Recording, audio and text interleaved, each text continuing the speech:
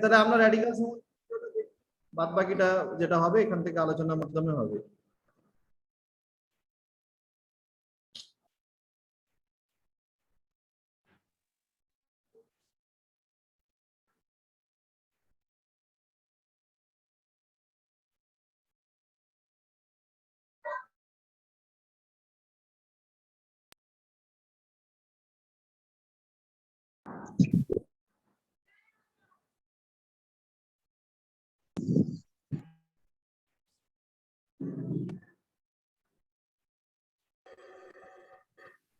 Being alone. They are happy when they are left alone. But sometimes people make friends. And they don't make any friends. They make friends with only those people whom they are comfortable with and they like. And now that group together hangs out together, goes to places, and so on. Similarly, in chemistry, some atoms act in a group. They form a group. That group can have same or different atoms, that is, atoms of same or different elements, and they are combined chemically. And now that group of atoms act as a single unit with a positive or negative charge. Such a group of atoms is known as radical. So radical is a group of atoms of same or different elements combined chemically that act as a single unit with a positive or negative charge. Now, something like this sounds a little familiar. Where have we heard this before? A compound. A compound is defined. It's again a group of atoms of same or different elements combined together, and even they act as a single unit. So now what's the difference between radical and a compound? Well, in radicals, you saw that there was a positive or negative charge on the radical. So the difference between radicals and compounds is that radicals, they have a positive or negative charge. They are a group of atoms. Difference between a radical and compound. So the radical containing has a positive and negative charge. তাহলে radical মানে কি হচ্ছে? Radical মানে হচ্ছে একটা positive অথবা একটা negative charge. ঠিক আছে? এটা হচ্ছে radical। তাহলে radical-এর মধ্যে মূলক, যেটাকে আমরা বলি বাংলায় বলছি কি মূলক, তার মধ্যে একটা কি থাকবে? পজিটিভ চার্জ থাকবে অথবা একটা নেগেটিভ চার্জ থাকবে। Of same or different elements combined chemically, which act as a single unit and they have a positive or negative charge. But compounds, they are the group of atoms which may be of same or different elements. They are also combined chemically to act as a single unit, but they are neutral in character. So radicals, they have an overall positive or negative charge. And দেখো একটা chlorine পরমাণু সেটা কি হতে পারে? সেটা neutral, কিন্তু একটা Cl মাইনাস এটা একটা আয়ন যেটা কিন্তু একটা পজিটিভ অথবা নেগেটিভ আছে। একই রকম ভাবে NH4 প্লাস যদি আমরা ধরি, NH3 অ্যামোনিয়া এটা কিন্তু একটা নিউট্রাল কম্পাউন্ড, কিন্তু NH4 প্লাস এটা কিন্তু হচ্ছে কি একটা আহিত একটা কণা যেটার মধ্যে পজিটিভিটি আছে অথবা নেগেটিভিটি আছে, অর্থাৎ পজিটিভ চার্জ অথবা নেগেটিভ চার্জ আছে। Compounds are neutral. So let's see some radicals. Ammonium. Ammonium radical is NH4 plus and hydroxide radical is OH minus. Now this plus charge is for the overall radical. So this is NH4 and this plus charge is for both nitrogen and hydrogen. So this is how this is represented. Okay, how do we get this positive charge here? The valency of nitrogen is -3 and the valency of each hydrogen atom is +1.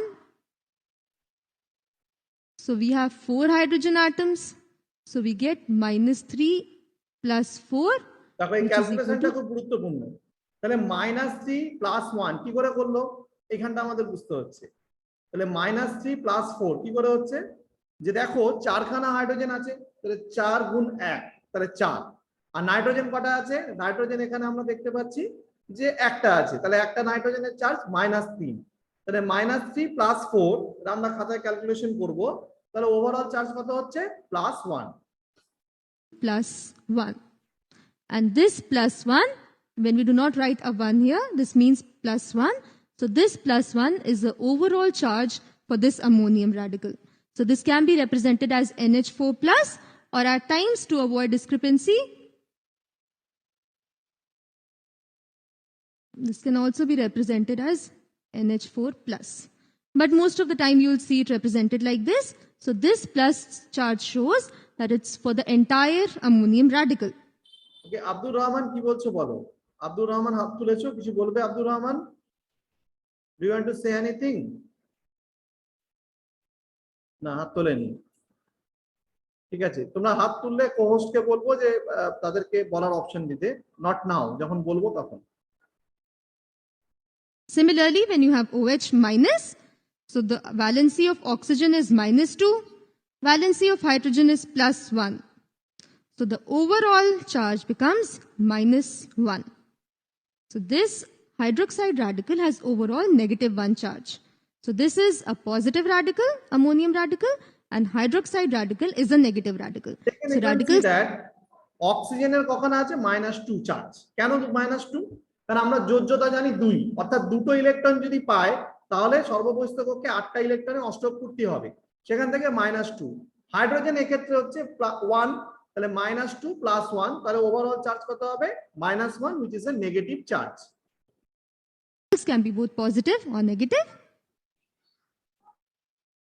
So these are some other radicals. So you see sulfite radical is SO3 2- and sulfate is SO4 2-. So now there's another system of naming them. When there are lesser number of oxygen atoms, they are given the suffix "ite".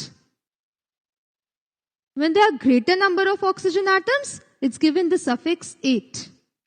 If you'll observe these two radicals, you see that this radical has lesser number of oxygen atoms, this has greater number of oxygen atoms, and this is the only difference between these two atoms. So now the first radical is nitrite, and the one with greater number of oxygen atoms has the suffix "ate". So this is nitrite.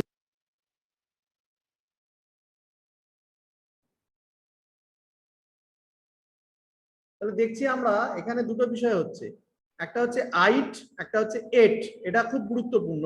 তাহলে eight কোনটা হচ্ছে? SO3 2-, দুটোই দেখো 2- আছে, কিন্তু যেটা বেশি আছে সেটা হচ্ছে এট, আর যেটা কম আছে সেটা হচ্ছে eight.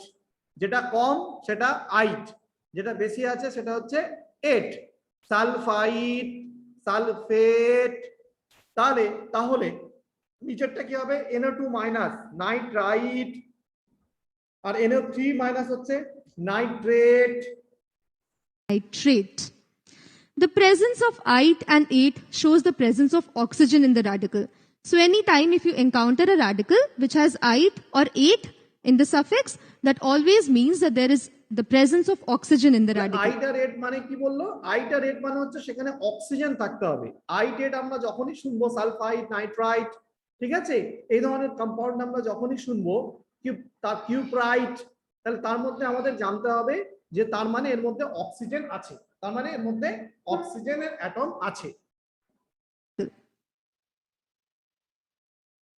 Out of PO3 3- and PO4 3-, the phosphite radical is, so which of the two do you think is the phosphite radical? We know that the suffix "ite" is given to the radical with lesser number of oxygen atoms, and out of these two, this radical has lesser number of তাহলে oxygen এখানটা কোনটা phosphite হবে আর কোনটা atoms. Phosphate হবে? This is, চলো দেখি।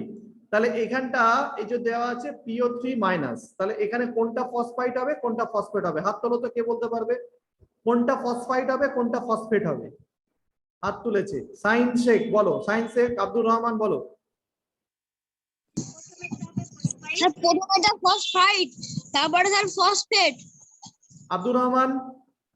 Sir প্রথমেটা phosphite, তারপরে স্যার ফসফেট। গুড। তাহলে কেন হলো এটা? কেন হলো? এতিকা কেন হলো? কারণ স্যার 3 4 থেকে ছোট। তাহলে যেটা কম হবে সেটা হচ্ছে আইট, আর যেটা বেশি হবে সেটা হবে এট। ঠিক আছে, এটা আমরা সবাই বুঝতে পারলাম। গুড, চলো continue.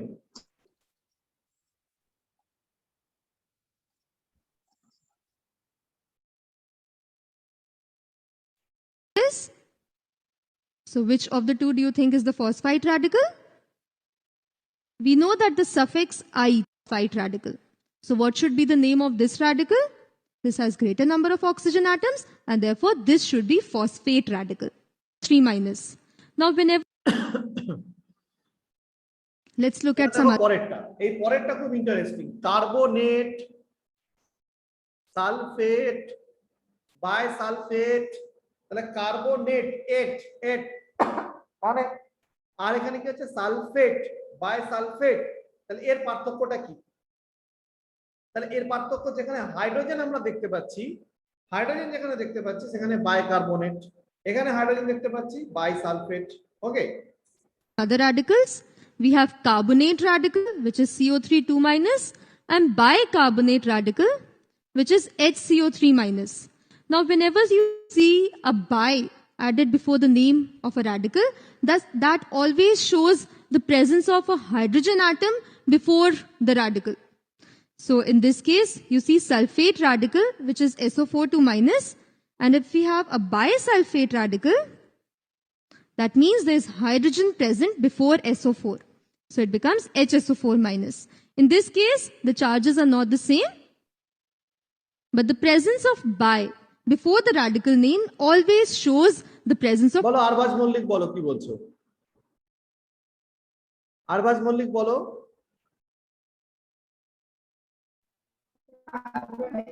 Sir, radical means carbonate আর বাইকার্বনেট, সালফেট আর বাইসালফেট, যখন হাইড্রোজেন থাকছে কার্বনেট গুলো, তাহলে কার্বনেট আর সালফেট গুলো গ্রুপ হচ্ছে SO4 2 মাইনাস, তাহলে হচ্ছে সালফেট গুলো, তাহলে এটা হচ্ছে বাইসালফেট, এটা হচ্ছে সালফেট।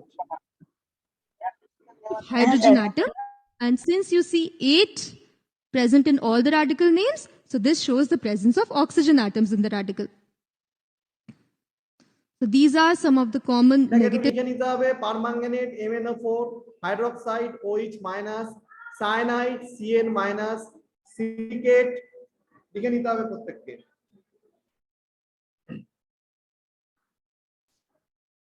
তাহলে আমরা কি কি শিখলাম আরেকবার দেখে নিই। তাহলে প্রথমটা আমরা দেখলাম এই যে সালফাইড আর সালফেট, অ্যামোনিয়াম হাইড্রোক্সাইড শিখলাম। তারপরটা আমরা কি শিখলাম? তারপরটা আমরা শিখলাম সালফাইড আর সালফেট, নাইট্রাইট আর নাইট্রেট। তারপরটা আমরা কি শিখলাম? তারপরটা আমরা শিখলাম ফসফাইড আর ফসফেট, ফসফাইড আর ফসফেট। তারপরটা কি শিখলাম আমরা? কার্বনেট আর বাইকার্বনেট শিখলাম। তারপরটা আমরা শিখলাম carbonate R bicarbonate, sulphate R bisulphate.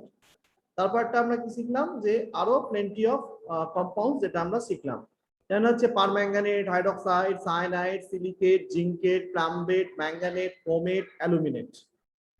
All radicals that you will see and use, they are negative radicals. The radical nitrate. So how do we name it? It's named as sodium nitrate. সোডিয়ামের সাথে nitrate থাকলে sodium nitrate, অ্যামোনিয়ামের সঙ্গে sulphate থাকলে ammonium sulphate.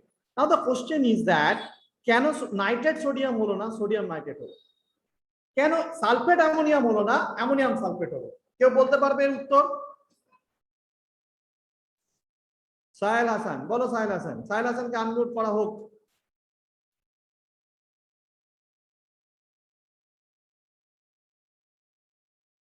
সাহেল হাসান বলো।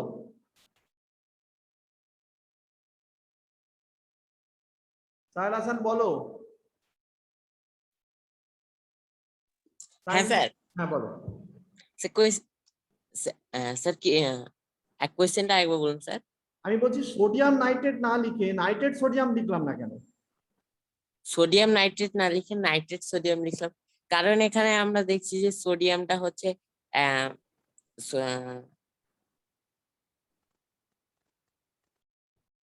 সাইন্সেক বলো। জাহিন মোল্লা। Sir কারণ এখানে ক্যাটায়নটা সবসময় আগে বসে। ক্যাটায়নটা সবসময় আগে বসে। ক্যাটায়নটা কেন আগে বসে?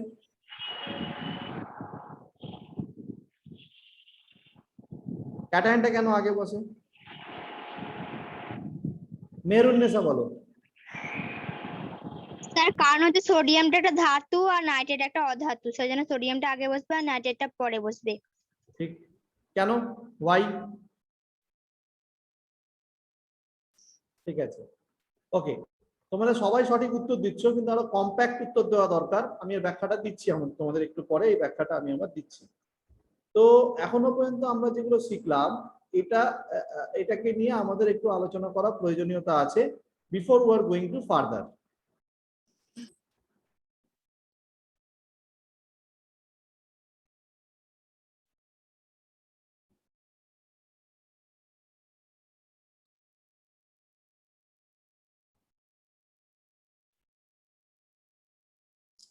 আচ্ছা, তাহলে আমরা যে এই জিনিসগুলো যেটা শিখলাম একটুখানি রিক্যাপচুলেট করে দিই। আর এই জায়গাটা একটু ব্যাখ্যা করে দেওয়ার প্রয়োজনীয়তা আছে, যে এটা কেন হলো এরকম ভাবে, এই বিষয়টা কি হচ্ছে, এটার একটু ব্যাখ্যা করে দেওয়ার আমাদের প্রয়োজনীয়তা আছে।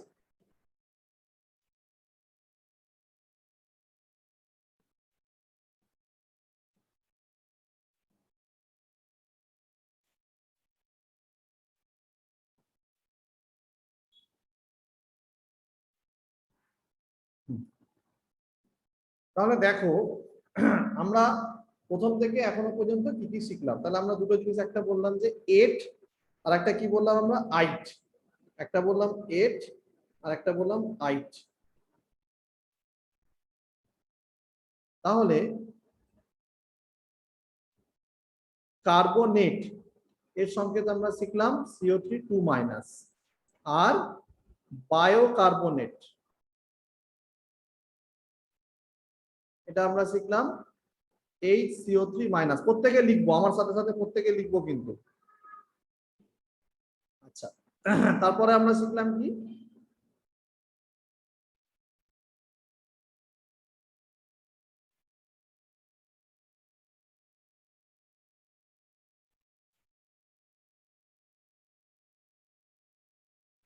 বায়োসালফেট SO4 2-, SO4 2-। আর এটা কি বায়োসালফেট হলো না স্যার? এখানে তো এখানে H আছে, তাহলে এখানে একটা H বসাতে হবে, HCO4। ঠিক আছে, তাহলে এটার নাম হলো কি বায়োসালফেট।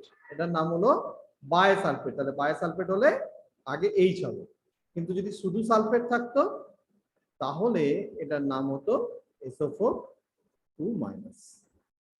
আমরা নেক্সট চলে যাব। নেক্সট হচ্ছে ফসফেট আর ফসফাইট। তাহলে PO3 2- আর PO4 3-। তাহলে কোনটা বেশি আছে? নিচেরটা বেশি আছে। নিচেরটা যখন বেশি থাকবে এর নাম হবে ফসফেট। ফসফেট। আর এর নাম কি হবে? ফসফাইট। ফসফাইট হয়ে গেল। আচ্ছা, তাহলে এই একই রকম ভাবে আমরা পরেরটাতে চলে যাব। পরেরটাতে যখন আমরা যাচ্ছি, তাহলে এর নাম কি হবে? SO3 2-, SO4 2-, Na2-, NO3-। তাহলে প্রথমটার নাম কি হবে? সালফাইট। পরেরটার নাম কি হবে? সালফেট। তাহলে এখানে NO3- আছে, এখানে NO2- আছে। তাহলে NO3 যেটা আছে, NO3 যেটা বেশি, তার মানে কি হবে? নাইট্রেট। এটা কম আছে, তার মানে এর নাম কি হবে? নাইট্রাইট। নাইট্রাইট। ওকে, তাহলে এই পর্যন্ত আমরা এই জিনিসগুলো 8 আর 8 এর যে কনসেপ্ট গুলো আছে সেগুলো আমরা মোটামুটি শিখে নিলাম। কার্বনেটের ক্ষেত্রেও আমরা শিখে নিলাম, 8 এর ক্ষেত্রে শিখে নিলাম।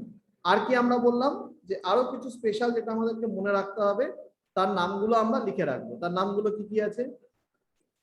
পারম্যাঙ্গানেট,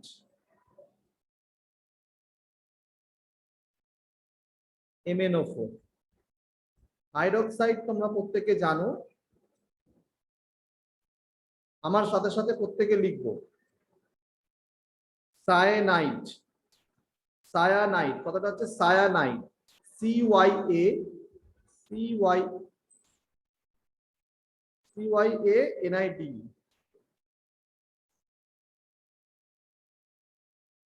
সায়ানাইড হচ্ছে CN-।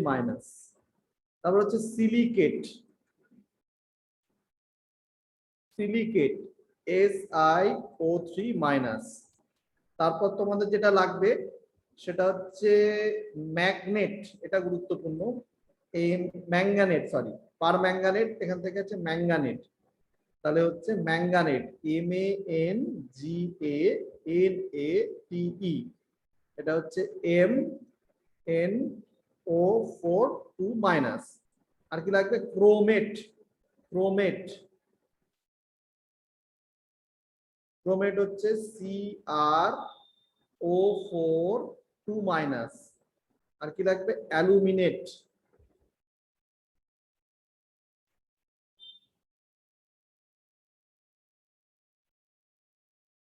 অ্যালুমিনেট।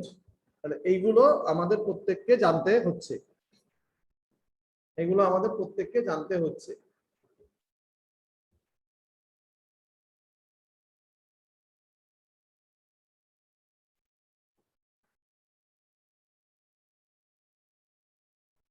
সিনা বেগম বলো কি হয়েছে? সিনা বেগম, স্যার বলছিলাম ওই হাইড্রক্সাইডটা তারপর কি লিখলেন?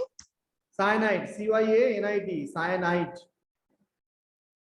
তারপর silicate, SiLiCat, manganate, MANGANAT, chromate, CHROMAT, aluminate, AlO3 3 minus. সিফা খাতুন বলো। স্যার বায়োসালফেটের যেটা দেখালেন ওটা আরেকবার দেখাবেন? এটা লেখা হয়ে গেছে? হ্যাঁ স্যার।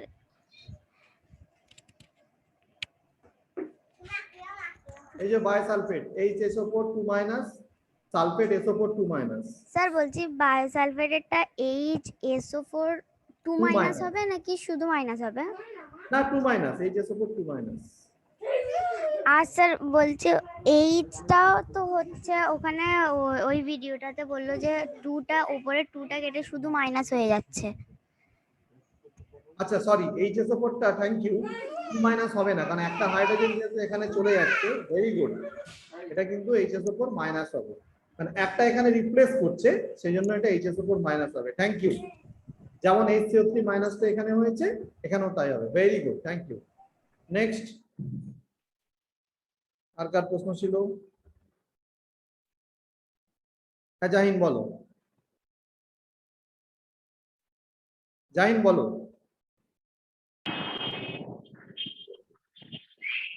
স্যার একবার এইটা দেখুন।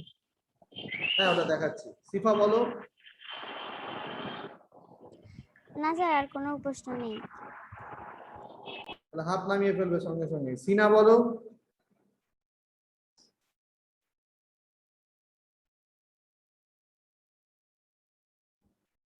আরিয়ান সর্দার বলো। স্যার এই আগের ছবিটা একটু দেখান।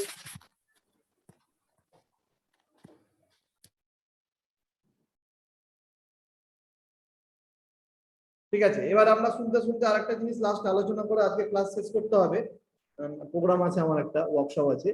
সেটা হচ্ছে যে আমরা যেটা বলছিলাম যে শুধু এটার ক্ষেত্রেই নয়, সোডিয়াম নাইট্রেটের ক্ষেত্রেই নয়, যে কোনো কম্পাউন্ডের ক্ষেত্রে আমরা CO2 কেন লিখি, কেন আমরা O2C লিখি না, এটা লিখি না কেন, এটা লিখি। তার কারণ হচ্ছে অনেকে বলবো ধাতু, আমি বলবো যে ধাতু বা ধাতু সদৃশ্য, কারণ এখানে তো ধাতু নেই। তুমি যে বললে ধাতু, হ্যাঁ ধাতুর ক্ষেত্রে নিশ্চয়ই এটা আগে বসে, কিন্তু CO2 তো ধাতু নয়, দুজনেই তো অধাতু। তাহলে তোমার ধাতুর যে কনসেপ্টটা সেটা তো ভুল হলো। পৃথিবীতে সবকিছু তো ধাতু নেই। সোডিয়াম হাইড্রক্সাইডের ক্ষেত্রে নয় ধাতু হলো, ক্যালসিয়াম হাইড্রক্সাইডের ক্ষেত্রে নয় ধাতু হলো, বাট হোয়াট অ্যাবাউট দিস? দুজনেই তো অধাতু। তাহলে উত্তরটা হওয়া দরকার যে যেগুলি হচ্ছে বেশি অধিক তড়িৎ ধনাত্মক, অধিক তড়িৎ ধনাত্মক